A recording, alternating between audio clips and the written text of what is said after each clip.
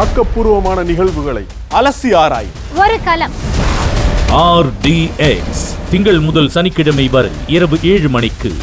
திருவள்ளூர் மாவட்டம் கும்மிடிப்பூண்டி அருகே உள்ள டாஸ்மாக் கடையில் சுவற்றை உடைத்து கொள்ளையடிக்க முயன்ற மர்ம நபர்கள் பணம் இருந்த இரும்பு பெட்டியை உடைக்க முடியாததால் மது பாட்டில்களை திருடிச் சென்றனர். இதுகுறித்த விவரங்களோடு இணைகிறார் எமது செய்தியாளர் மகேஷ் விவரங்களை வழங்கலாம்.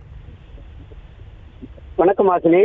கும்மிடிப்பூண்டி அடுத்த ரட்டம்பேடு வளைகுண்டு பகுதியில விவசாய நிலங்களுக்கு இடையே எவ்வித பாதுகாப்பும் இல்லாத இடத்துல 8739 என்ற அரசு டாஸ்மாக் கடையில் 4வது முறையாக சுவற்றில் துளையிட்டு திருட்டு சம்பவமானது அரங்கேறியுள்ளது.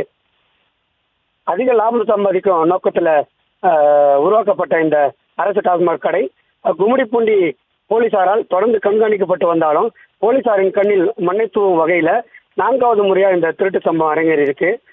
திருட்டு சம்பவத்துக்கு பயந்து டாஸ்மாக் கடையின் வெளிப்புற சுவர் முழுவதும் இரும்பு கம்பிகளால் மூடப்பட்ட போதும் இரும்பு கம்பியால் மூடப்படாத டாஸ்மாக் கடையின் அருகாமையில் இருக்க அறையின் சுவரை உடைத்து உள்ளே நுழைந்த மர்ம கும்பல் அந்த அறையின் உள்ளே புகுந்து டாஸ்மாக் கடையில் உள்ள மற்றொரு சுவரை உடைத்து இந்த திருட்டு சம்பவத்தை அரங்கேற்றிருக்காங்க.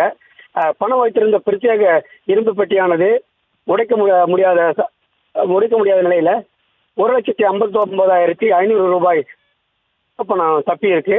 ஆனா கடையில் இருந்த டாஸ்மாக் பாட்டில்கள் திருடப்பட்டிருக்கு.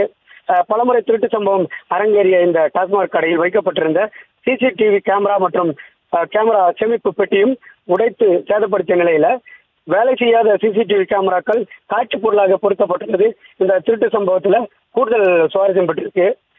இதனால் போலீசார் குற்றவாளிகளை கைது செய்யறதுல சிரமம் ஏற்பட்டுள்ளது. ஆஜினி,